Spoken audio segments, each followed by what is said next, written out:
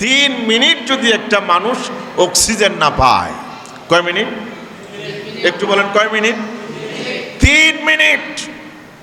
ঘন্টা বাদ দিলাম, দিন বছর বাদ দিলাম, 3 মিনিট একটা মানুষ যদি অক্সিজেন না পায়, বিজ্ঞানীরা স্বীকার করেছেন মানুষ মারা যাবে, পশু পক্ষী মারা যাবে। 3 মিনিটের মধ্যে তাম পৃথিবীর কোনো সৃষ্টি বাঁচতে পারবে না। আল্লাহ রাব্বুল আলামিন জমিনের মধ্যে অক্সিজেন দিয়েছেন সমস্ত সৃষ্টির জন্য রহমত স্বরূপ। রব্বুল আলামিন সব দিলেন, বাতাস দিলেন, আগুন দিলেন, রহমত নাজিল করলেন যেদিন প্রথমে, সেই দিন ছিল মুহররমের 10 তারিখ। জোরে বলেন সুবহানাল্লাহ।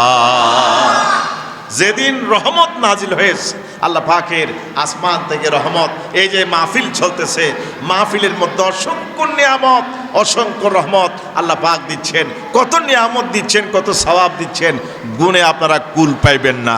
জোরে বলেন সুবহানাল্লাহ।